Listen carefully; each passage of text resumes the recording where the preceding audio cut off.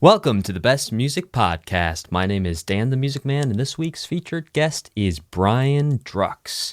In the 70s and 80s, Brian played in successful bands around the New York City area circuit, sharing the stage with notable acts such as Bon Jovi, Huey Lewis and the News, and Clarence Clemmons. He also appeared on national television and had songs in the motion pictures Critters and Quite Cool. After taking a break from music to focus on raising a family, Brian is back with new records and projects. His record Long Road was produced by Ron St. Germain and Mike Goldberg. This album includes music all-stars such as Dunne of Hall Oates on drums, keyboards, Joe Delia and Benny Harrison of the Rascals, guitars by Jimmy Leahey of Dennis DeYoung Styx and the Nashville Strings, and bass by Gregg Hollister. His internet site for connecting musicians is called Luuva Music. You can find Brian, facebook.com/The Brian Drux Project. That's Brian, D-R-U-X, The Brian Drux Project. Instagram, Brian Drux Project, and www.luuvamusic.com. That's LUUVAMUSIC.com. Brian, thanks so much for coming on today. Thanks for having me, man. It's great. Looking forward to talking to you. Absolutely. So let's warm up with a couple questions. Past couple days, what's a song you heard that really stood out to you? Let me see. In the last couple of days, I have been on a Boston kick. Don't ask me why. As I keep trying to develop as an artist, and try to make the records better and better. Sometimes you have to go back and listen to pre-computer when it was all about real musicians. And I happened to find a little podcast about young kids listening to Boston songs. And I was blown away by, how great these records were. And I haven't probably listened to some of them in 30 years. So I broke out a bunch of them. And these were just incredible records, basically recorded by one man in his basement, the original basement studio, although it was probably, all great analog tape and stuff like that. But just great production, great musicianship, great arrangements. And so that's my answer to you. Anything from Boston, especially their first album. Yeah, I was just listening to Boston and then also the Ides of March. Okay, yes. Another rock band with a killin' horn section. Yep. Absolutely. Fantastic. What's your favorite book on music? It could be a method book, autobiography, anything you've read. The only books that I have read about music are autobiographies. I read David Lee Roth, which was because I was a big Van Halen fan. I read Mick Fleetwood, which I really liked. Mick Fleetwood, to me, is one of my all-time favorite drummers. The guy just has a pocket that is magic.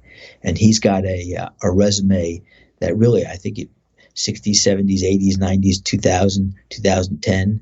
He's got 5 decades of a resume. So it's pretty damn incredible.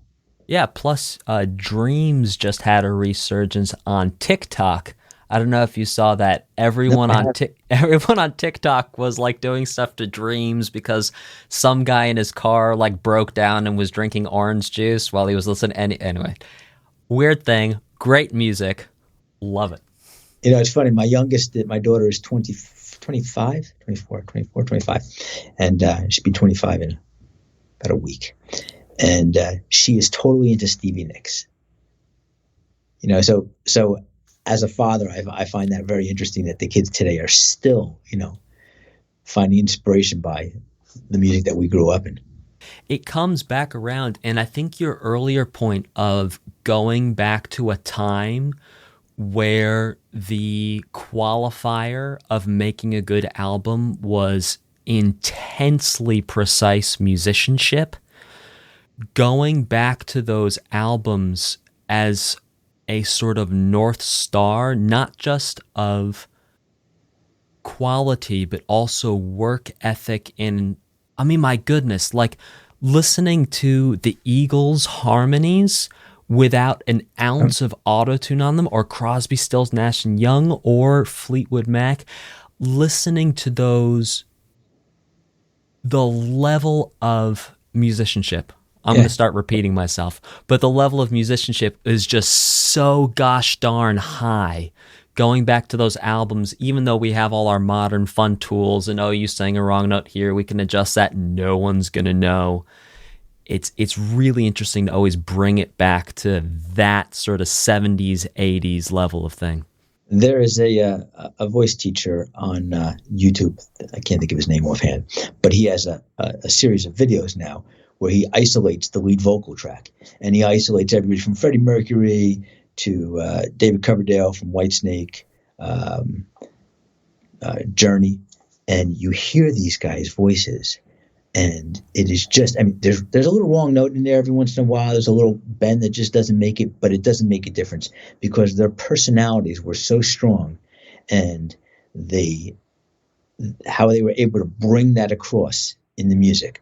Brad Delp from Boston was one of the singers. He was listening to the track and hear this guy vocal and hearing how they, triple and quadruple tracked these one little vocal lines. And so on one hand, you're inspired by how incredible they were as singers, but you're also inspired that it was some studio magic too that makes those records sound as great as they are. So there's hope for everybody, no matter what your talent level is. Oh, absolutely. And for listeners who don't understand what triple and quadruple tracking is, generally what this is going to be is you're going to sing a line or an entire song, and then you go back and try and match the performance exactly 3 or 4 times, and then you compile those 4 times you sang the song together with the slight variations, and the actual slight variations, because of the way the overtone series works and the way dissonance works, it actually makes the vocal sound larger than it would have if you sang it one time.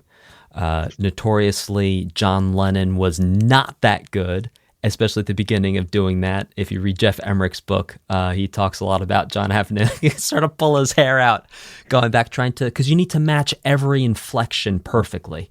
Every single word, the timing, the pronunciation.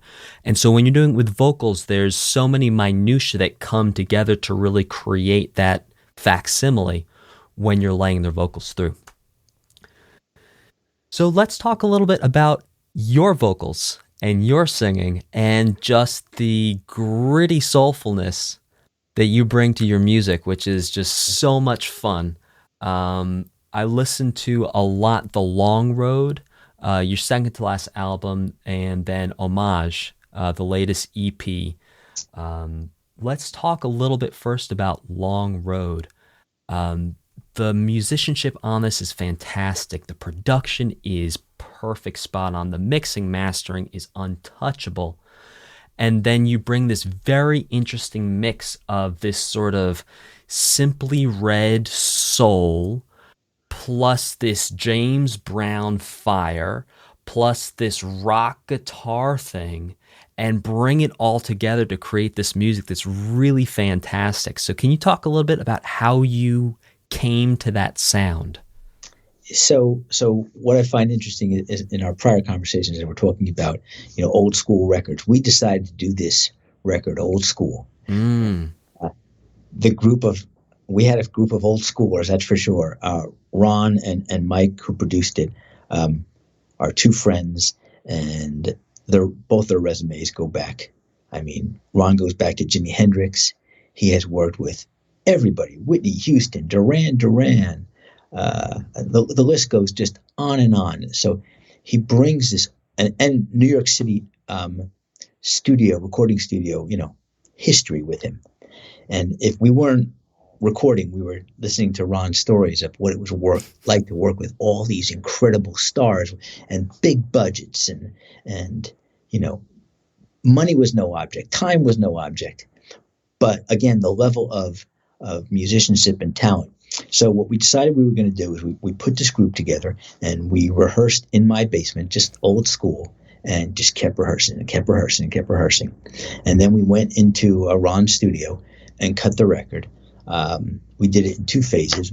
The first was probably 5 songs, and then we re-recorded it, and then we added another 4 songs.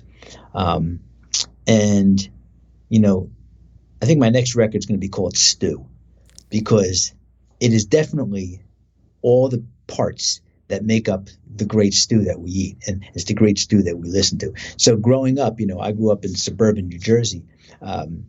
My father never played a rock and roll song ever. He was Johnny Mathis and Nat King Cole. But my mother was very funky, and she was into Al Green and Leon Russell. So I think between AM radio of bubblegum pop music that we grew up on, and then FM music, and a mother who also liked R&B, I got this musical influence of stew. And I remember telling the background singers that I was really into the Stylistics and the Shy-Lights, and they looked at me like, "What? A dude with long hair and singing rock and roll is into Stylistics and the Shy-Lights?" So I have a very raspy voice, which I found out why I have a very raspy voice. I just happened to go to a throat doctor because I've been having some irritation in my throat. And he says, you have a defect in your vocal cord. I said, "What do you mean?" He said, "Usually vocal cords close flat. Yours has a little opening down at the bottom." A chink. Is it the chink? Like a chink. And he says, "That's what gives your voice rasp." He said, "Would you like us to fix it for you?" I said, No, don't touch it. Don't touch it. I'll deal with the rasp. But, I've always, whether it's Harold Melvin in the Blue Notes, I've always pictured myself having this deep kind of raspy, R&B soul voice. And my father has a very raspy voice, and he probably has the same chink in his vocal cord also. But so I really wanted to bring in that R&B background that I grew up in. But listen, I was also into Thin Lizzy, Aerosmith, Zeppelin, all the classic rock. So I've always said, if I could find a way, and it's a path we're taking, we're getting closer and closer. But if I could find a way to bring that rock and roll, classic rock, thing, and mix in some R&B and some soul, then that really fulfills, everything I grew up in. And that's why we called it Homage, the last record, because it really is, it's a hats off to the rock bands. It's a hats off to the R&B bands. Philly soul has just been, such a part of my life. And, Hall & Oates and Todd Rundgren, are two, kind of modern day. Even Journey has so much, soul and Motown in their music. I really never realized it till I started analyzing, what do I want my path to look like? So you go back and you listen to the things that inspired you. And you really listen to Steve Perry or Journey is probably one of my, all-time favorites. I mean, that guy's got soul coming out of his fingertips. And just if I could find a way to bring that soul and R&B into my stuff, I'd be happy. And I think the last one, Homage, we really did the closest vocally, I feel, of, hitting where I feel comfortable as a singer. When you're working with guys at this level, I got to tell you, it is intimidating. And, I left music for a long time, raised a family, and kind of, rushed back into it. And I don't do anything 50%. Everything's 110, 120%. And so to be surrounded by, Ron and Mike and Greg and Jimmy and Benny, the keyboard player, and Joe, I mean, these guys have committed their lives to making music. And, I'm not worthy of being in the same room. And there is no calling it in with these guys. I remember trying to play a guitar part and Ron just going, "Nope, hit record. Nope, hit record. Nope, hit record." I mean, we're talking about, 30 times to get one guitar line down, and the intimidation factor and the insecurity starts coming out. And, how do you rise to the occasion? You got two choices. You can either rise to the occasion or you can, submit and give up. And I don't give up. So it really challenged me. And, as happy as I am with the way the record came out, I'm even happier now, because now after you're all done, now you can sit back and really all the lessons that these guys were giving you and the advice, now you have a chance to really take it in. I can't wait to record the next one, because I know it's going to be that much better, because I'll be that much more confident and knowledgeable from what they instilled. I think what you're saying is exactly right. It's the way I describe it to anyone I'm talking to is always try to play with someone who you know for sure, hands down, is better than you and at another level than you. Because the amount of learning that you're going to do in the moment and then also in retrospect when you're looking back at the process. When I was in high school, there was this one kid who was naturally gifted virtuoso. I did anything I could to play with him because it brings your level up. So what you're describing is you've got a fantastic talent. You're not talking down on yourself. You're not saying, well, listen, I'm not good. No. Folks, Brian can write a song. Brian can sing like it's nobody's business. But what he's talking about doing is going into a studio where Gregg Hollister, go back, listen to episode number 1 when you're done with this and after you've checked out Brian Drux's discography. These people are living, breathing, eating, sweating, crying, laughing music for decades. And the level of control and quality that brings to a situation creates such a learning environment for anyone who's not living in the music in the same way. Yeah, absolutely. I went to Berklee School of Music. What did you major in? Recording at the time. Oh, fantastic. It did not finish, and that is one of the regrets of my life. One, because my father was paying for it. I should have stayed. And two, because, I left to go, play in a band. So we had an opportunity, and I took it.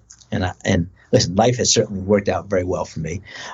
But if I look back on what I've learned, it is not only what you know, it's who you know and who you surround yourself with.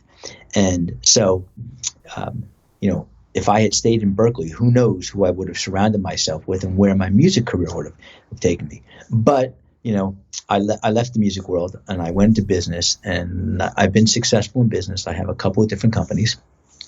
And what I've learned from business is the power of networking.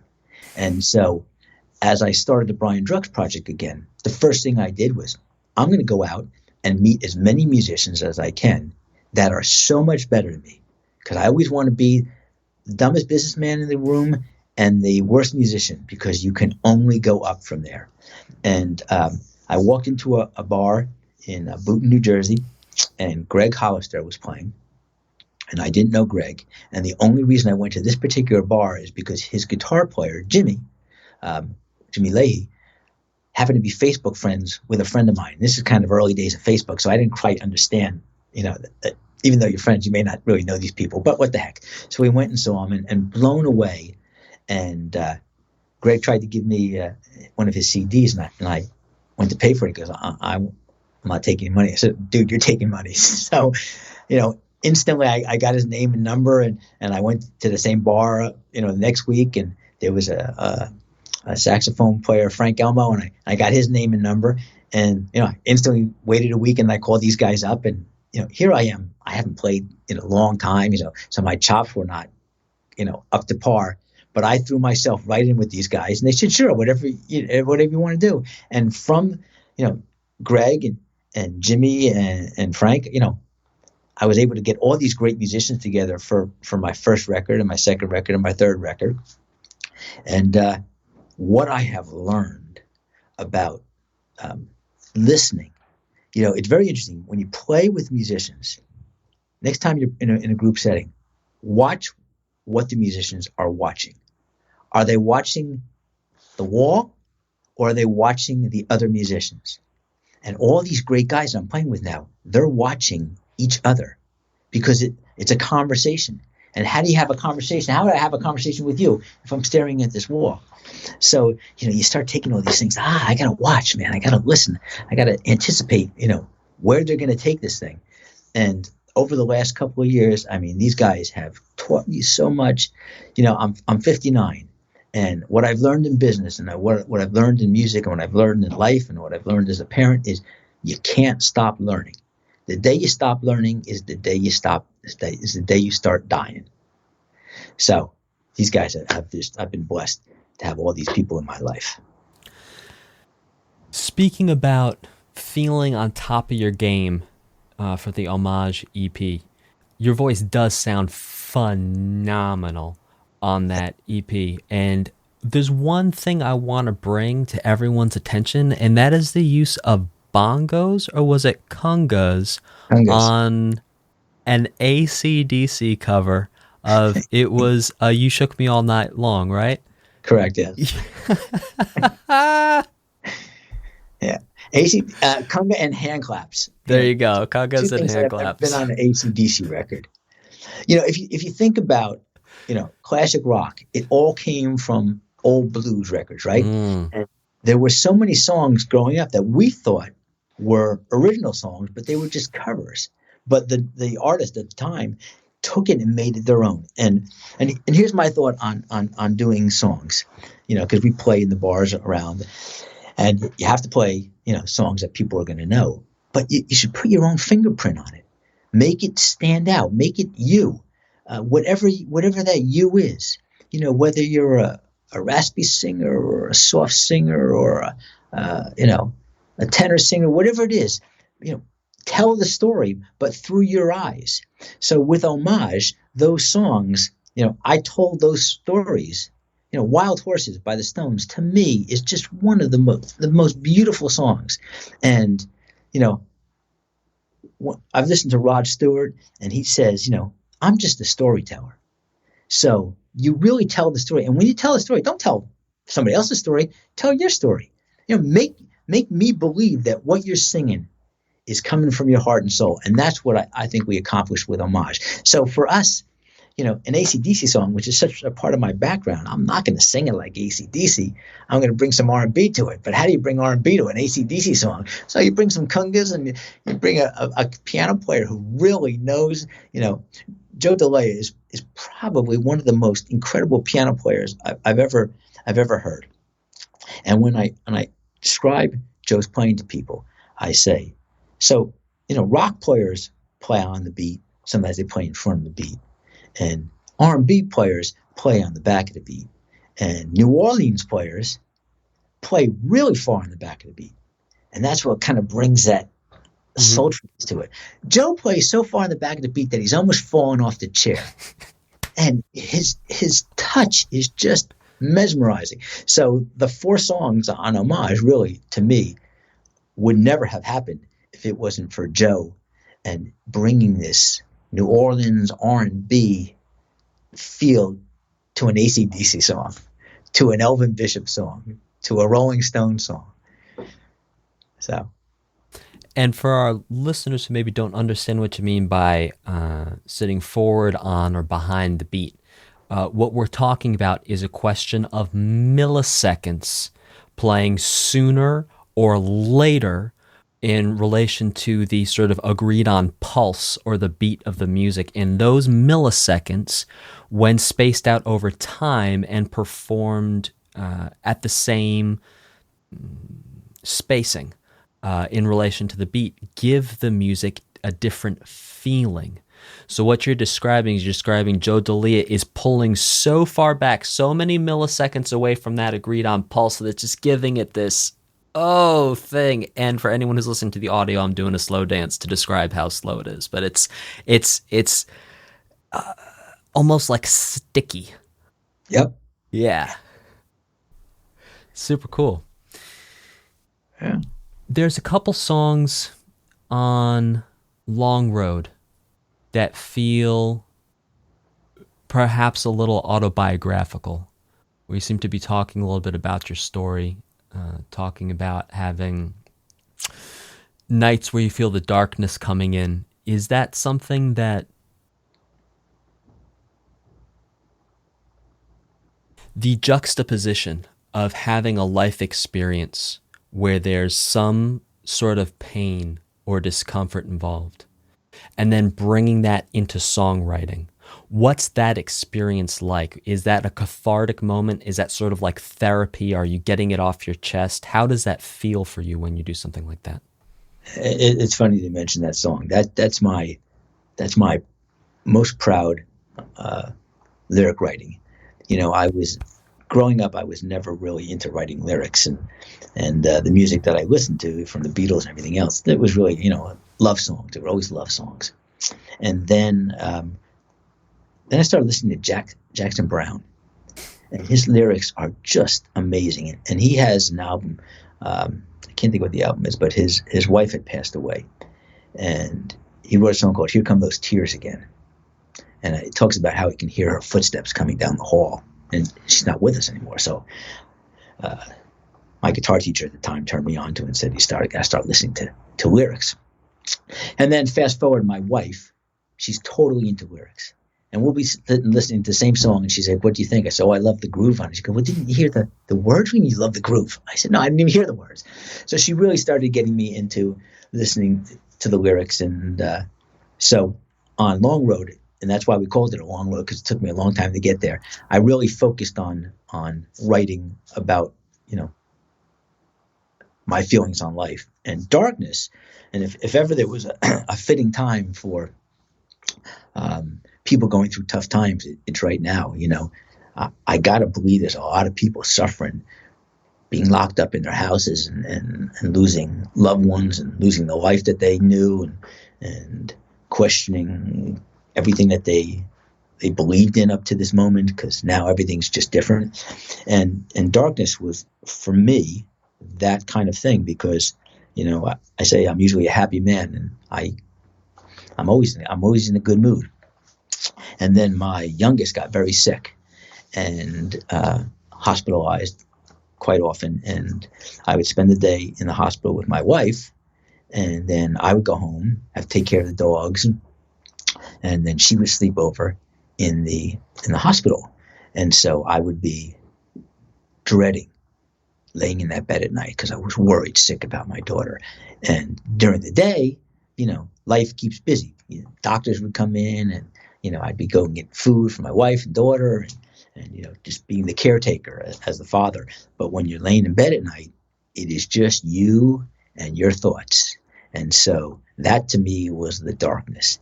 And I don't care how mentally healthy you are or how happy you are in your life, everybody's got some darkness.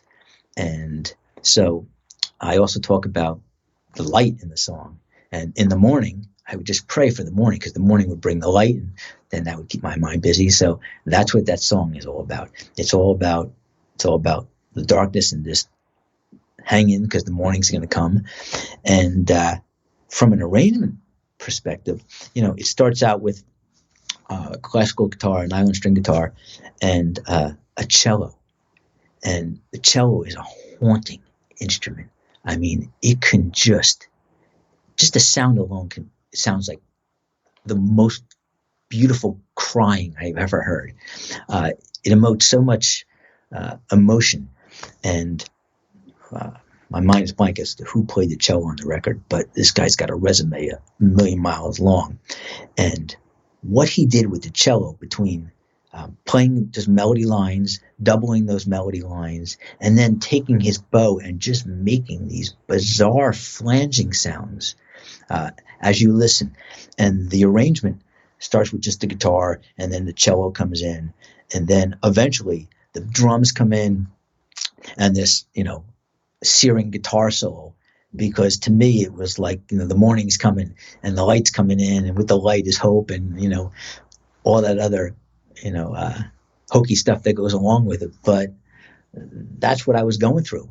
And that song was cathartic for me. And to this day, it's been, I don't know how many years since I wrote it and recorded it. When I think about where I was, the throat starts tightening up, and you start choking up, and so thank you for picking up the personal, story that was behind that. That mission accomplished as a songwriter. Yeah, that song stood out to me on the album in a big way. Not musically, but the story and this is not to talk down about any of the other tracks. This is just magnifying this one. It really, the personal story, you could hear it and feel it in the music, in the vocals, in the lyrics, and it really touched me. It was a great song. Well, thank you. If if you could say anything to a songwriter, to make their day, that was it. So I appreciate it. And it's funny because that's probably the one on the record that doesn't get listened to as much when I look at the streaming services, but it's the one to me that is my pride and joy. Well, that's also the difference between a piece of art that has commercial appeal versus a piece which may or may not also have emotional and like soul context to it, and then a piece of music that maybe doesn't have the same commercial appeal, but the messaging and the artistry is like so there that, people don't know what they're missing. Yeah, thanks. Go check it out. Darkness off the album Long Road. So in addition to recording albums, incredible voice, singing, songwriting, you also have this really interesting service and company called Luuva Music. So can you describe what this does for musicians? Yeah, so I think if we back up a little and I tell you the story that inspired it. Amazing. Let's do it. It would be. So, I'm in business. I have a couple of different businesses. I have a couple of software companies. And so I'm traveling for business. And I travel with this group of about 8 of us. And we're going down to Nashville. And since I'm a musician, everybody in the group says, all right, Brian, you're responsible for the entertainment at night. So during the day, it's all business meetings. At night, it's entertainment. So we're going to Nashville. Now the pressure's on. What am I going to find in Nashville? So I go on to one of the gear chat rooms that I frequent. And for I said, music gear, because you're originally like a recording guy. So you go on to the different forums. Correct. Yeah. Correct. And I said, I'm coming down to Nashville. I'm bringing a group of people that I have to impress with my knowledge of the music scene. So where do I go? And I get a message. You got to go to 3rd and Lindsley down in Nashville. I said, okay. So, and he says, you got to go on a Monday night. I said, 3rd and Lindsley on a Monday night? What bar is happening on a Monday night? So 8 of us get in our cabs, and I give the directions to the cab driver, and he lets us off in an industrial warehouse area. I'm going, what is this? He goes, well, the place you're looking for is straight ahead. So there's a door, a glass door. I open up the glass door, and inside is a club, and an incredible club with an incredible sound system. And it is a Monday night. It's packed. 200 people are there. And the band up on stage is a Western swing band, and playing guitar is Vince Gill. And I don't know if you know who Vince Gill is, but I mean, you can't get any bigger in the country world than Vince Gill. And as a guitar player and a musician, I'm freaking out. My friends are all business people. They have no idea. So first of all, I'm impressed that on a Monday night, you can get 200 people into a club anywhere in the world, and that this place was an industrial warehouse. And sure enough, that was Monday night. Tuesday night, we go to the Grand Ole Opry. I look up on the stage, and all the musicians that were up on the stage in the background band were the musicians that were playing on Monday night. They were called the Time Jumpers. So I was inspired. I was like, oh my God, how do I find a way to make a business out of helping musicians find things that are important to musicians, but through the eyes and ears of musicians?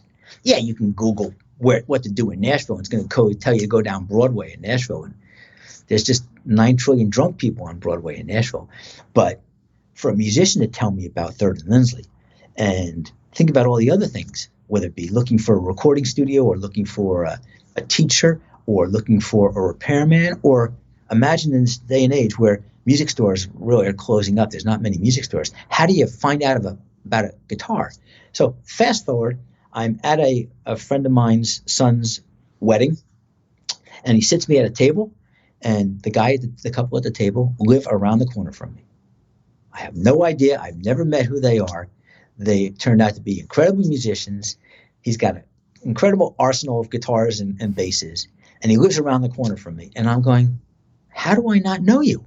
And because there's no way for us anymore to really meet. You used to go hang out at the local guitar store. You bump into each other. You make friends that way. That world doesn't exist anymore. So that was the inspiration for Luuva. And I had when I started to come back into the music world, and this is funny how I came back in. My daughter comes home from school one day and she says, there's a girl in my class whose dad plays guitar, and he heard you're a musician. He wanted to know if you would want to come jam with him and his friends. And, instantly my old ego went up. I go, I am not jamming with a bunch of old dads. And my wife says, you better look in the mirror. You are an old dad. She goes, just go and have fun. So I go on a Friday night. We started at 7 o'clock. I think I came at 2 o'clock in the morning, and that was my foray back into music. It was just like a trigger. A button was pushed. And so Dave Berlin was the dad who invited me, and we started talking, and we realized that, although we were both musicians, our paths were totally different, and moving forward, our needs were different, but we still had this camaraderie of music, and Dave is a brilliant marketing guy. And so we built Luuva. And so with the concept now to bring it all together is what Luuva is. It is your social media. It is your LinkedIn. It is your Yelp, but only for musicians through the eyes of musicians. So we personalize the experience. When you sign up, we ask you all kinds of questions. And by the way, we got this from dating sites. You know how they profile you on dating sites? We decided to do the same thing for musicians. How can we profile you that would make you interesting to only the musicians that you are interested? So if you're a 65-year-old blues guitar player out in the suburbs, you don't want to be dealing with a 20-year-old punk rocker from Brooklyn. Not that you're both not great musicians, but you're different worlds, different needs, different leads. And so that's what Luuva does. So it's a long-term project where we want to prove the concept, and little by little we keep adding more features. We just added a for sale functionality. We've added what we call, I wanted to call it I can't think of what it's called now. But what we do is when you own you tell what pieces of equipment you own. And if you'd be willing to talk to people about that equipment, because just like the guy from the wedding who was sitting across the table from me, who lived around the corner, maybe the guy who lives around the corner from you, who you've never met, has that one guitar that you've been dying to try, but no guitar stores carry it. And so by you developing a relationship through Luuva and messaging back and forth and building trust, maybe he'll say, come on over and try my guitar, because musicians they're incredibly warm and inviting people once you get past our facades that we put up. So in addition to creating a group where all these musicians can come for different reasons to come together and understand and connect, you also have some really exciting giveaways, like the current giveaway until the end of the month, February 2021, is a Shure SM7B microphone like this one that you can get just for signing up, folks. That's all you got to do. So head on over to luuvamusic.com. That's LUUVAMUSIC. Sign up now. It's really cool. I've actually signed up, created a profile. It's super interesting. There's so many cool functionality things we can talk about. My favorite one is you can actually go and say, all right, show me all the intermediate musicians who play blues within a 20-mile radius of me, and you get a list of people that you can go jam with. It's incredible. Nice. One of the coolest features, and it's only available on the desktop version. So if you go on your phone, it's not available. But when you fill out questionnaires, they get boring after a while. So what we did was we created a mixing console, just like in a recording studio. And instead of saying, I'm 1 to 10, I'm a 9 on vocals, we made them all on sliders. And so we ask you, about your live experience, about how often you rehearse, and whether you write lyrics, you don't write lyrics, you write music, what your groove is, what your soul is, and you can rate yourself by just moving the mixers. And if it doesn't apply to you, like if you don't sing, you can mute that particular channel. And then instead of asking you whether you're into original or cover music, we ask you to rotate a big volume control. So we tried to make it fun at the same time. It is such a cool site. I can't wait to get on when I need to start hiring some folks to start teaching for me. It's going to be so, so cool. So everyone should definitely go check out Luuva, Luuva music.com. Right now, you can sign up and be entered to win a Shure SM7B microphone. Guys, this is not a drill. Trust me, you want that mic. Do you know the reason why we're giving away this particular microphone? Oh, please. This is the mic that we use in the studio, and for my voice, and it was a broadcaster's microphone, a radio microphone, like you're using right now. And so I don't know where in history, rock musicians started using it. Michael Jackson Thriller. Yes. It rolled off some of the high end of his voice, and it really worked out great. And also Metallica, they use it. So yeah, that's right. So they're low gain mics. So you've got to really pump the signal, or you have to get what's called a cloud lifter if you want to pump a little more level out of it. And the holder holds it at a weird angle because it was supposed to be a broadcaster, usually drops from above. So putting it in a rock thing, and it's a big microphone, and we even use it live, but it is an incredible mic. And nowadays, everybody's using it, from podcasters to recording studios to live shows. If you got a raspy voice like mine, it's great. If your voice is a little too bright, it rolls some of the high end off. It's got some switches on the back that you can play around with also. So this microphone is given from the heart. It's an incredible mic, and when we wanted to do everything we do at Luuva, we want to do right. So that's why we're giving away this microphone. That's fantastic. So do you have anything else you'd like to add about Luuva for anyone? Let's say we have Jenny Johnny. Jenny Johnny's a total beginner. What's Jenny Johnny going to get out of Luuva music? How can Jenny Johnny really use this platform to connect with people? So when Jenny Johnny signs up and says what level and what interest, and then uses the Luuva locator to find other musicians, what we have is we have this little connection button. And this is a brand new feature we just added. And what it is, it's basically 7 degrees of Kevin Bacon, I think that's the game. Yeah. So what it does is, once you find somebody that you connect with, you make this connection. And it's different than a Facebook friend. Facebook friends are weird. Some people want to just have, 3,000 Facebook friends, and they have no real relationship with these people. Actually, if they saw them in the supermarket, they probably wouldn't even know. But a Luuva connection is somebody that you are interested in because either you bonded or because you admire their work. And so by now using this connection and then using the Luuva locator, it will bring you your connections and connections of your connections. And so what it's doing, it's taking that networking thing that I talked about earlier about business, about what I've learned about business. It's not what you know, it's who you know. And maybe it's the thing that introduces you now to the bass player that you've always wanted because he's connected to a friend. Or maybe it's, you're a music teacher. Maybe I would never have known about you is if it wasn't you were connected to a friend of mine. Because we're all on Luuva, which means we have one basic connection, which is music and playing music. Right now, Luuva is not for fans of music. It is just for musicians.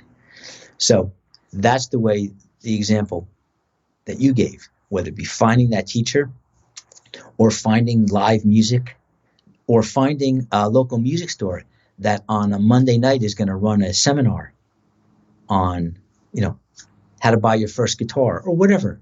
So we also have all these, music stores that can put seminars and webinars up and expose that to people and make it specific to your interests. Not a jazz guy if you're into, country music, so on and so forth. I think it's so huge because Facebook fails musicians left and right all day, every day. If you've ever, as a musician, tried to get anything done on Facebook besides just the basic messaging of it, it is such a mess. Like you want to share a project with a specific person. All right, you need to. It's a nightmare trying to find the groups of people. Yeah. Because even with the groups, you have people who are asking questions like, "What's a guitar pick?" and then people sharing themselves playing Flight of the Bumblebee at 600 BPM. And it's like there's no way to filter who you're talking to, so you really created a super interesting solution here for musicians to really go be able to find each other, segment the populations, and then interact that way, which is so cool. And this is phase one of a very long rollout. Eventually, Luuva is going to be your I call it my Sunday morning newspaper. It's everything that you specifically want delivered to your face first thing in the morning when you open up Luuva. Love it. All about music for musicians. For musicians, yeah. Incredible. So let's transition over to the second half of this podcast and talk a little bit about creativity and practice. So I think what would be a really interesting thing to talk about and understand is the way that you were practicing when you stepped away from music. What did that like? Was it just picking up the guitar? Was it just singing a song every once in a while? Were you taking a day during the week to do vocal exercises? And then once you made the shift and the transition to look at going in and doing records, how those gears changed and what the time commitment change looked like for you as well. Absolutely. So when I stopped playing music, I stopped playing music. I packed up my guitars. We moved from one house to the other. When I moved into the new house, I did not pick up my guitar for 10 years. And it's hard to believe now that ever happened, but that's how it happened. And then once I picked it back up again, it was again 120%. And the first thing I realized was that having that 10 years off and being a little older and wiser brought me to the instrument with a new respect, and knew that if I put my mind to it and kind of look at it like a business plan, I'm going to get better. When I played when I was young, I just played because that's what I did. I didn't think about it. I just played. And this time I came back a little bit different. And now, it's always difficult to balance life. You've got work and you've got family, and then you want your own time. And if you are lucky enough to get an hour a night, what are you going to do with that hour? Are you going to practice scales? Are you going to write songs? What exactly are you going to do? So I practice probably an hour and a half every single night. It's a combination of scales because I realize how important technique still is. And so much so that it's the stretch, it's the muscle control of the fingers. And then I'll spend 15 minutes working on a song or two. And then here's what I do for vocalists. And this is something new, and I found it really helpful. I sing through speakers and a mixer with reverb and delay like I'm singing on a record in my basement. And as a singer, I have found it incredibly helpful, because what happens when you sing and you just sing by yourself, you are hearing your voice through all your internal, sinus cavities and your ears. But when you're singing through a microphone, every little nuance of the way you move your mouth, every nuance of how you go up and down on the microphone affects the sound. And by having it come back at you at speakers, it really is incredible, because you can learn that just by changing the placement of the roof of your mouth, your voice gets clearer. It cuts through it. You can't hear that when you don't sing with a microphone. You don't hear that when you're singing without speakers. But with that speaker coming at you, you all of a sudden, it's like somebody turned the treble up on the microphone. It's like, oh, so if I sing just placing my throat this way or loosening up, I've almost got like a treble booster on, which is going to help me cut through the band, which is going to help me cut through the record. Or I want to sing with a whisper's kind of a voice. So where do I have to place myself in my head? Is my voice in my chest? Is it in my throat? So to me, that speaker with a little bit of reverb really has tremendously helped. Most rock singers oversing. And we oversing because we're yelling to be heard. And even though you have a microphone, you don't have necessarily, when you're playing live, the best monitor system. So you sing harder, which means you're pushing your throat, which means you're hurting your throat. But when you're in your basement with just you, your microphone, and your guitar, and a microphone and speakers with a little ambience from the reverb. You could be anywhere you want. You could be singing in the Louvre. You could be singing in a church. You could be singing in a small bar by the different reverbs that you use. And with that, you can start to develop your personality and hear what other people hear. I mean, you still don't hear it exactly the same because you still are getting the resonance from your own body, but I have found that to be the most incredible. And the way I know it is, one of my all-time Desert Island songs is Stairway to Heaven. Well, there's no way I'm ever going to try to sing Stairway to Heaven out live. It is sacrilege as far as I'm concerned. But, somebody posted a Mary J. Blige version of Stairway to Heaven. And Mary's an R&B singer. So, and she sings it in the key of D minor when it's in A minor. So I said, well, if Mary can do Stairway to Heaven, let me play around with it. So I put my capo up my guitar. Stairway to Heaven is a very finger-picky kind of song. And at first, I said, I can't pull this off.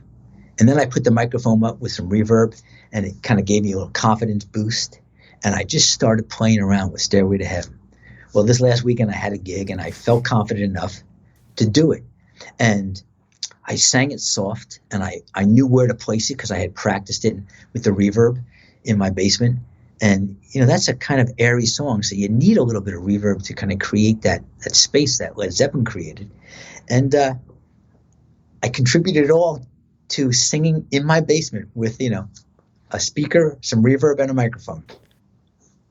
It is so critical for singers, especially, to practice singing with microphones in different scenarios. So practice singing with a microphone going into headphones. Practice singing with a microphone coming out of speakers, like to simulate a live situation. It's so critical because the entire, like you were saying, the perception of your voice just gets shattered. As soon as all you're getting it is through the cans, or all you're getting is through the speakers, it's like your legs get knocked out from under you, and you can't tell which way is up all of a sudden because you're used to this very particular combination of physical sensations leading to sounds, and when you're getting it coming from other places, it can be so different. So that's such a smart way of practicing, especially if a lot of the stuff you're doing right now is going to be going out to play live. You're practicing as if you were live, putting yourself in that situation. Super smart. Love it. To me, it's not even just the live situation. It's making me a better singer because where, okay, so if you're singing in the microphone and you hear a note drop off because you're not supporting it enough, then okay, that's where I've got to tighten up my stomach and support that note and really make my singing like I'm singing on a record with a compressor that's evening out. The more that you can do that naturally, the stronger you are as a singer. So you're actually finding that you're able to self-diagnose during your practice sessions more effectively when you're singing with speakers playing at you? Absolutely. Huh. Shocked what a night and day difference it's made in a small amount of time. Really? Voice. That's fascinating. I'll have to give that a try. There was this vocal coach I was talking about on YouTube who's playing these vocal isolated tracks. And what he said and what I learned and now what I think about myself, these singers aren't necessarily the greatest singers in the world. Whitney Houston, yeah, great, incredible singer. Barbra Streisand, great, incredible singer. But some of the rock singers, they're not technically great singers, but they have a unique character to their voice. And for someone, I don't consider myself, a great singer. I consider myself a character singer. That when you work by yourself in the basement, by having those speakers, you really get to hear what your character is. And then you can build confidence in what that character is. Maybe it's dropping your voice a little in over here, so you put a little character in your voice, or maybe it's a falsetto. And, I sing a lot now with falsetto, and falsetto is all about, for me, is about confidence. You better be able to deliver that falsetto, because as soon as you can't, you sound bad. And when you hear yourself coming through speakers with reverb and everything on it, and all of a sudden your voice gets a little better because it sounds better, Well, just as important as your voice getting better is your confidence. And when your confidence gets better, you sing better. And it just becomes this rounded thing. And also, like I said, a singer is a storyteller. And sometimes a story is very exciting and needs a little emphasis. And sometimes a story needs to kind of get quiet while you talk about the soft parts of the story. And with a microphone, you really realize either if I'm going to get soft, I got to support it with my stomach, or I've got to move into the microphone, I got to move away from the microphone. And those techniques, especially the ones that relate to your stomach, just make you a better singer that helps you support the story that you're telling. Wondering out loud here, have you ever experienced any hearing damage in your first or second careers in music? Oh, yeah. Okay, so that also might be why using the speakers is helping you dial in, right? Because you're getting your voice at a heightened volume.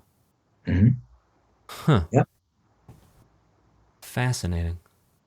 That's a really interesting process. I'm going to have to check it out. Singing is really about, your instrument is your chest, is your sinuses, is the roof of your mouth. The belly. It's your belly, it's your throat.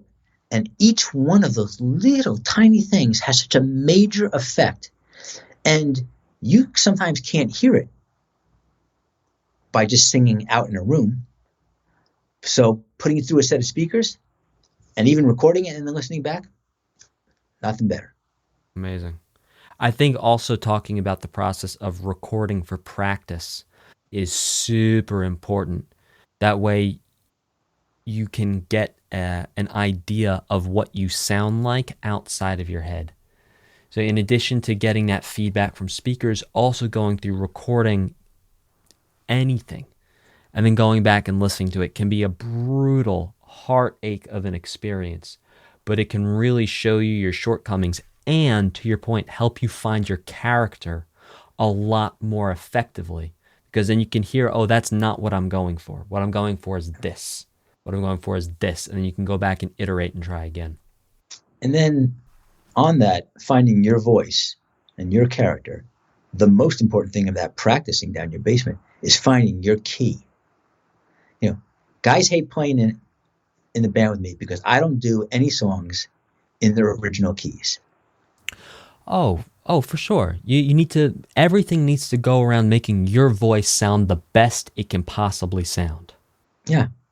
So for Mary J. Blige to do Stairway to Heaven in the key of D minor, when it's in the key of, A minor, you go listen to any cover band who does Stairway to Heaven, they're going to do it in A minor. But Mary does it in the key that makes her character and her voice fit.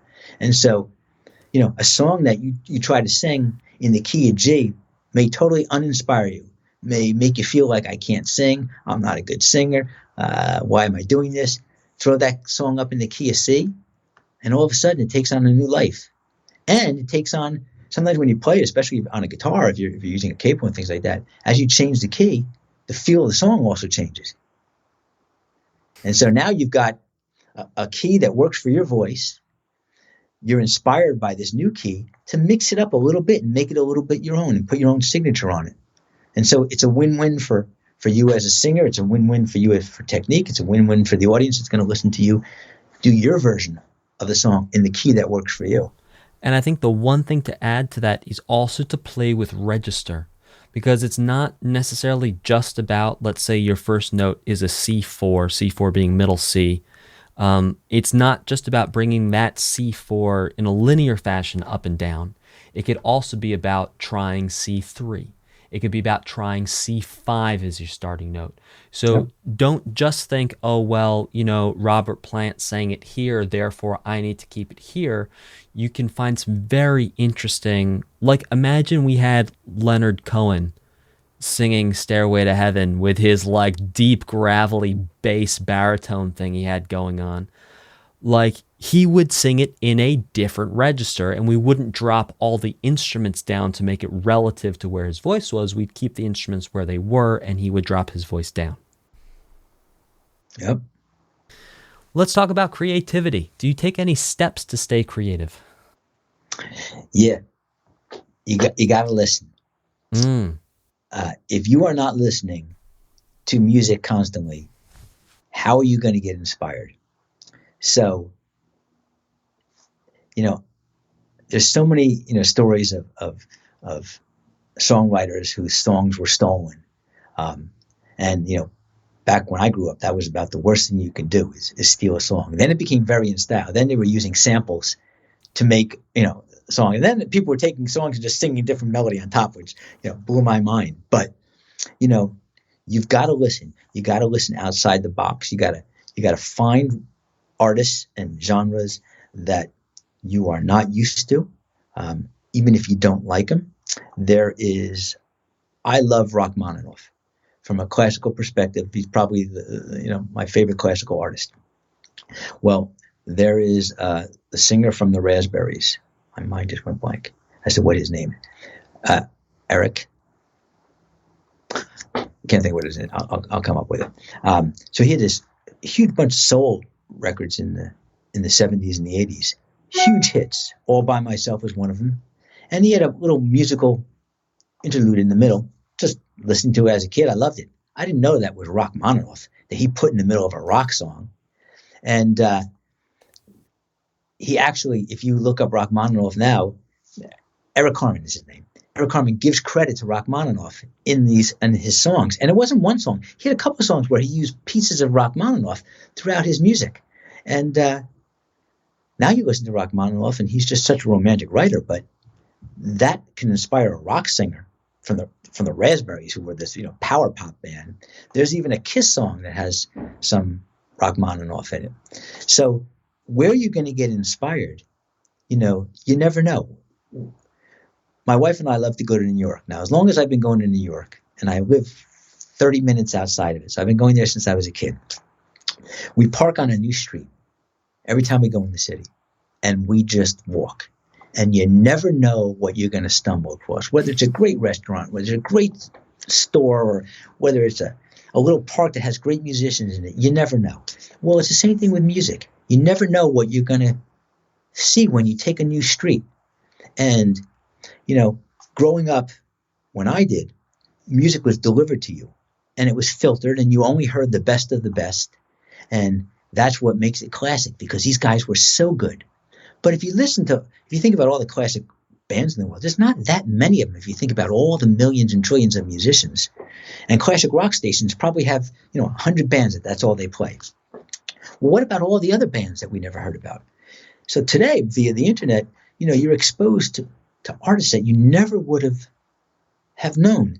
And because of, if you like this, you might like this on Spotify and Pandora and these other streaming services, you get exposure to a great amount of things that are outside your comfort zone, which is only going to make you a better singer, a better songwriter, a better musician. So you find that taking steps to be creative, you like to be inspired by other music. So you're not going to go look at a Van Gogh painting. You're not going to go look at Monet. You're going to go and listen to some new music that you've never heard before that might spark a new idea, help you create a new connection. Yes.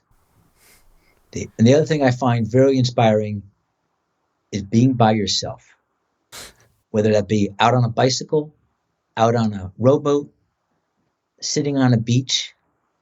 Something out there might inspire you, whether it's the sound of, Stevie Wonder had an album of all sampled sounds of nature.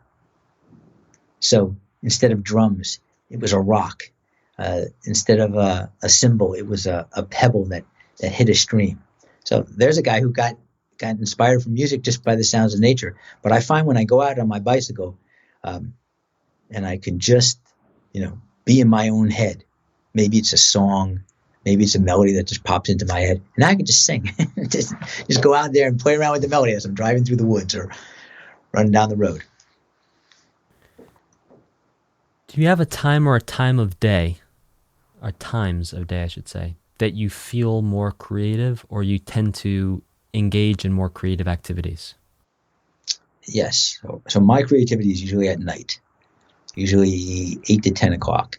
which So then how do you work that with your practice time then? Because you said you also like to practice at night. Mm-hmm. Well, that's where, that's when I find when I'm practicing that I'm getting my inspiration.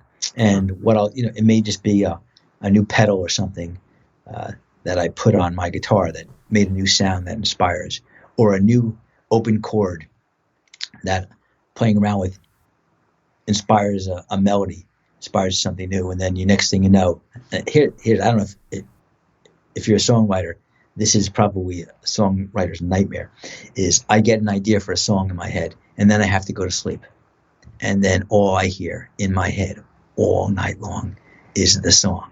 And it haunts me. I cannot sleep. And that's how I know if a song is good, if I'm haunted by it. And it could be 3 nights of the same song. Just I lay in bed and I just hear the song. I don't know if that's normal. My wife's a ballerina, so I don't know if she dances in her head, but in my head I hear the song, and I get up in the morning first thing and I'll grab the guitar and maybe I change a note around. Okay, that made it a little better, and now I go to sleep at night and I hear the new song with its edited chorus in there, and it's a little bit haunting. But as a songwriter, I guess it's just it is who you are. That's wild. So, to be clear, you have time set aside to practice. Yes. And then what you have is sometimes inspiration will strike during practice time, in which case practice time turns into songwriting creative time. Correct. Got it. And, well, I think it is strange. I think for me personally, if I get an idea in my head, I'm like literally pushing everyone and everything out of the way to get to my phone to record the idea. Yeah. Because I'm always afraid I'm going to forget it. But in your case, the test is, no, I need to be able to sleep on it. If I can still remember it in the morning, it's worth my time. Yes. And I've heard a couple of, my inspirations tell the same story. They never record it because if you can't remember it, it wasn't worth it. Remember it. Man. Oh, that's wild. So the rule is you need to be able to hear it the morning after you hear it at night, or is it just when it's sort of an end of the practice day thing, your time that you've allotted for music is closing, you need to go to sleep because you need to be productive the next day? Or how does that work? Like if you have an idea in the morning, are you going to wait till the next morning to record it?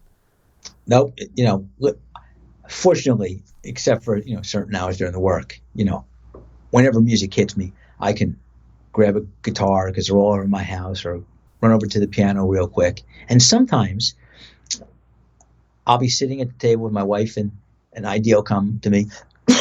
I'll get up and run over to the piano. It only takes me 5 minutes. Okay, there's the chord I was hearing. And then I go back and she, says to me, were you even listening to what I said, or was you in your own head? And I don't even know anymore. That's just who I am. Sometimes a song, the creation of a song is inspired by something you hear. Sometimes it's by something you play. Sometimes it's just a little idea of a chord or a melody, and it takes forever for the whole song to come to fruition. Sometimes there's a song on the Long Road album called "Where Did We Go Wrong?" I wrote it in one sitting. Went down the basement, played this chord. I was like, holy, turned on Pro Tools, set up just a simple drum beat, and the whole song came to me. The melody, the words, everything. I think I count, on one hand the times that's happened in my life. But, divine intervention, I guess. Well, it's nice when the whole download actually makes it through, right? Yeah. But sometimes, it's just, okay, I have a chorus, and it takes me forever to write a verse. Or I have a little intro and I don't even know what to do with it. And, the beauty of the iPhone is the recorder that's in it now. Mine's filled with ideas. Sometimes it's just a drum beat where I go, that inspires me. Then I listen back 2 weeks later and go, what the heck is that about? But it is what it is. It's just a tool. So something you mentioned, this is a question that I've been bringing up to a lot of folks who run into similar situations like this, where you're in a conversation with a significant other, but all of a sudden inspiration strikes. Now, is this something that you guys worked out a long time ago? When she met you, were you like this? So did she sort of understand the dynamic of what life was going to be like with you? How have you worked out in your personal life the balance of the inspiration and communicating the importance of that inspiration in a situation where, oh, hang on a second, I'll be back in 5 minutes? You know, I consider myself a creative type. And ideas, whether it be for business or music, just constantly come into my brain. That my wife says, don't you get tired? Doesn't your brain get tired? But, you know, it's who I am. I can't change it. I can't turn it off. And it's not easy to be in a relationship with someone like that because they're always on to the next, whether it be song or big idea. The creativity is, I had an employee who, I love this kid. He worked for us. He came in every day with a great smile. He was incredibly enthusiastic. And he kept making the same mistake. And I said, you got to think differently. And he came to me one day and he says, can you be taught to be creative? I said, well, what do you mean? He said, can you teach creativity? I said, well, why do you ask? He said, well, because, you know, I keep making the same mistake because I can't think outside that box. He says, I come from a family of all doctors and lawyers. We are book smart people.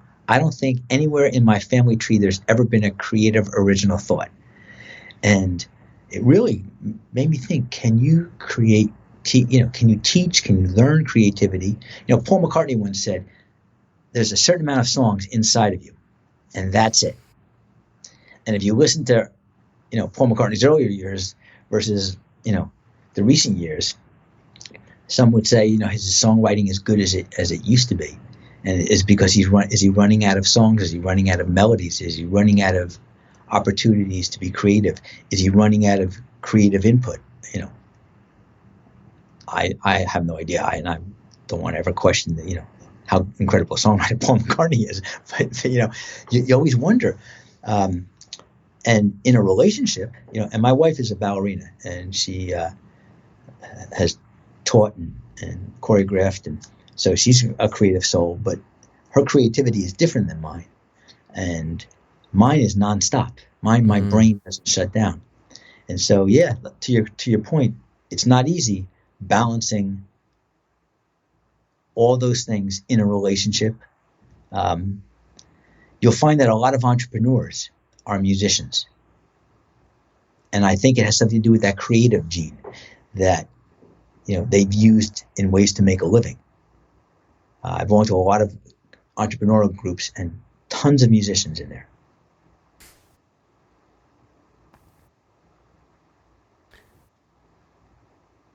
What would your advice be to a young person who is a creative type, who has that sort of eternal pitch man on their shoulder, just throwing ideas into their ear all day, every day?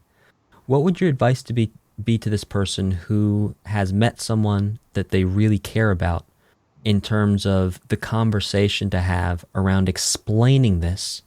Because maybe someone fell in love with, like you said, a person whose thinking is not that sort of spiraling, creative, iterative, next type of thing thinking. How would you recommend that person approach that conversation? Wow. You know, that is a wonderful question. You know, I've been married for 30 years.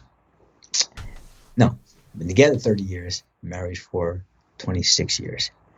And my father once gave me advice that said marriage isn't 50-50. Relationships aren't 50-50. Sometimes they're 80-20, and sometimes they're 60-40.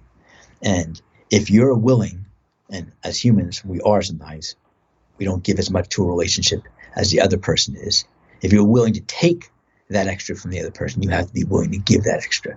And so whether it be a musician who struggles with how do I have a day job and do music and still have time for a relationship and kids, or how do I be, you know, a songwriter when inspiration hits at any time and I just got to jump up from the table and hit that piano or hit that guitar? How do I be fair to those that you love and those you're in a relationship with, and be fair to who you are. I think first you have to be fair to who you are, and don't say you're going to be someone or something that you're not, because you have to allow the other person to say, I'm willing to accept this behavior, or not willing to accept it. And accept is not the right word. That works for me in my situation, or that doesn't work for me in my situation. You know, when I met my wife, I was kind of on the down part of my music career and up on the business career. And even now we have conversations where she's like, you know, I'm not 20 something years old. I don't want to be sitting in a bar for 5 hours when you play and I'm sitting by myself. So I try to balance making sure I take reasonable amounts of gigs that are either going to be fun for us as a couple or particularly fun for me as a musician. And sometimes I have to say no, even though it's money or an opportunity. Sometimes you just have to say no. And to be a great partner or a friend, a parent, a mentor, you have to be willing to sacrifice for the relationship, whatever that relationship is. It's even, if you think about being successful in a band, you know, you have to be willing to sacrifice for the whole of the band, maybe your personal ego that you want to do the song this way, or, you know, I mean, isn't that what breaks up most bands? It's egos. And it's people not willing to sacrifice.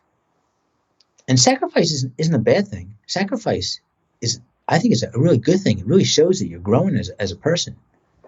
It takes maturity and can pay dividends far beyond the initial sacrifice that's made.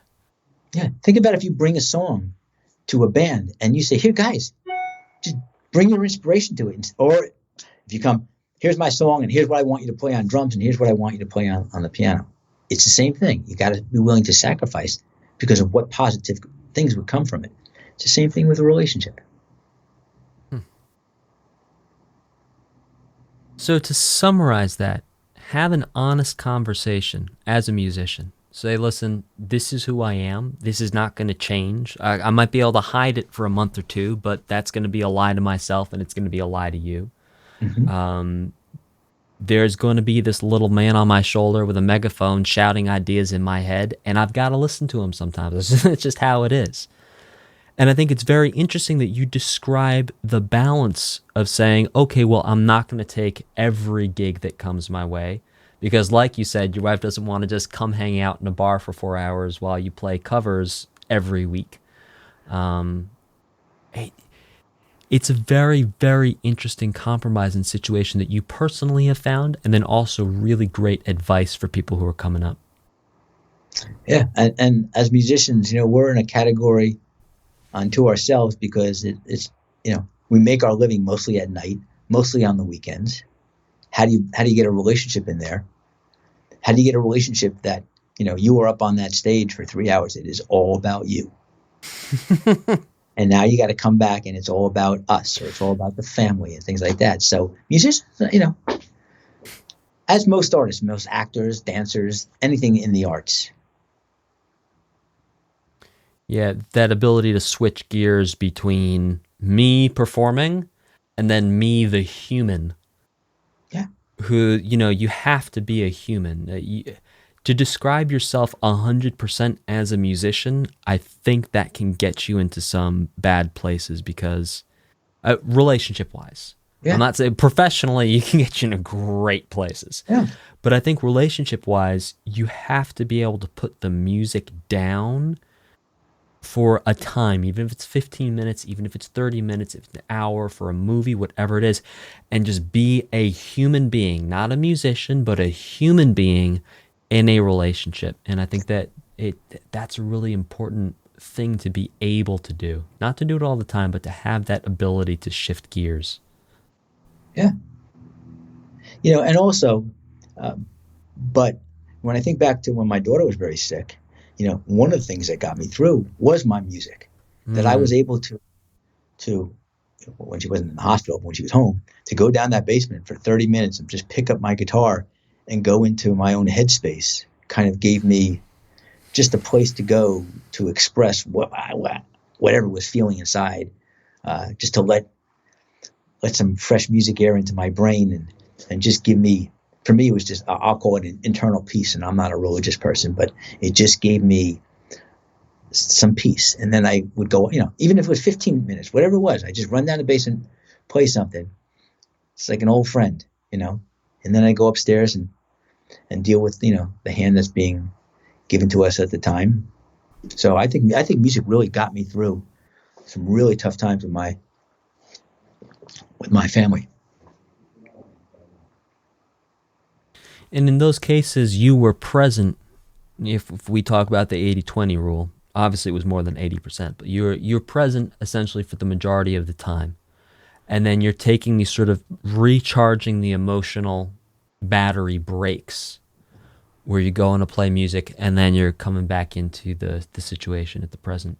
It very, very interesting balance, very interesting use of music as opposed to a career or a goal, a medicine, a healing moment.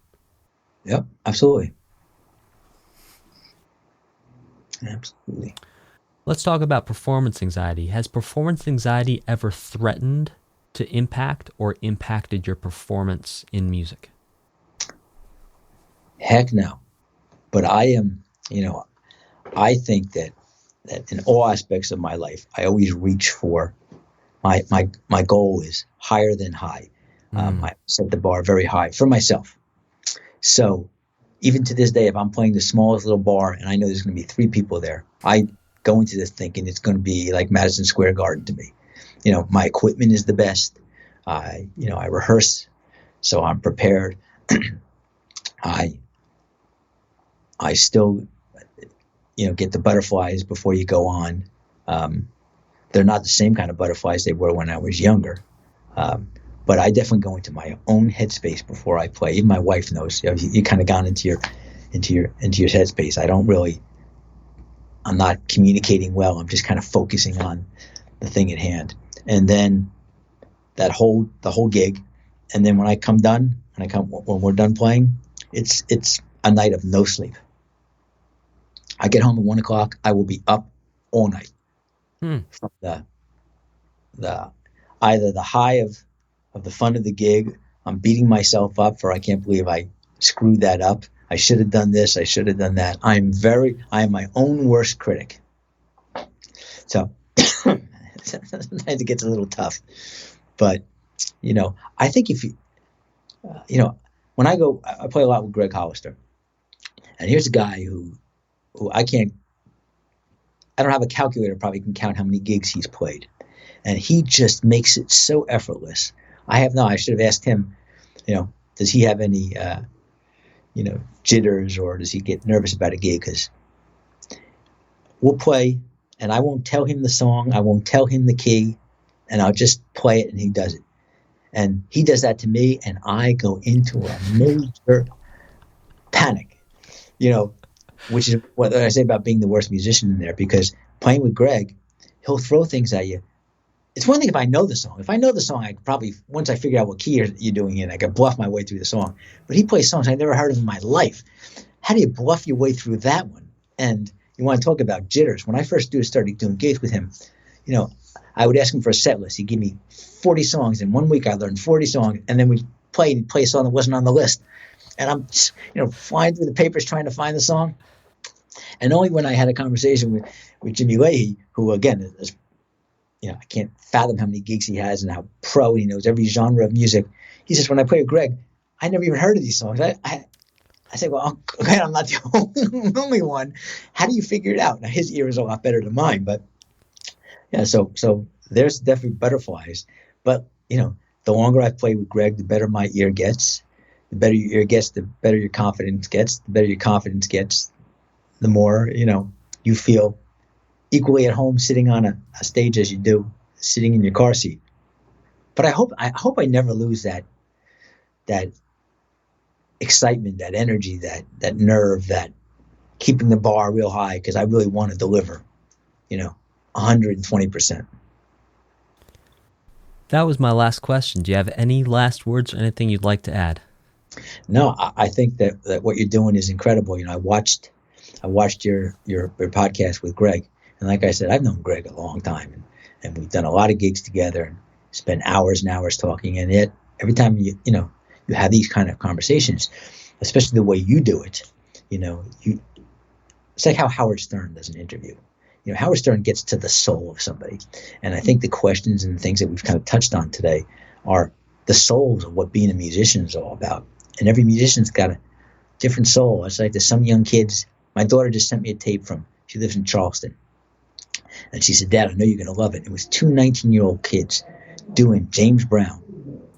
And I was like, how did two 19-year-old kids cop and grasp the whole James Brown? These kids were great. They were old souls. And so, I think that what you're doing really gets to the soul of who we are as musicians. And each one's a little bit different and brings something different to the table. And I hope that somebody listens to my conversation or Gregg's conversation or your conversation and says, wow, man, that's something I never thought about. Maybe it's not about just technique. Maybe it's about how to sit down at the kitchen table with my family and make them not hate me because I'm a musician.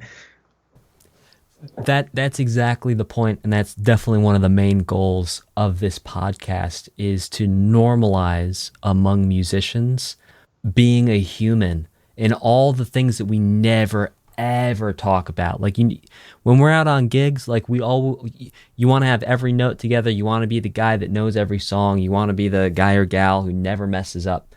And I think having the sort of real human conversation where we talk about, some people, performance anxiety, it's a big thing.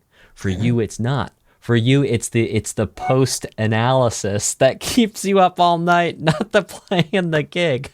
Right. Exactly. Fantastic. Well, ladies and gentlemen, Brian Drux, you can check him out. Facebook.com, The Brian Drux Project. Instagram.com, Brian Drux Project. Luuva music.com. That's Luuva music.com. And sign up now because you're giving away a Shure SM7B microphone. And believe me, you're going to have to fight me for it because I'm on there too. Ladies and gentlemen, Brian Drux. Thank you very much.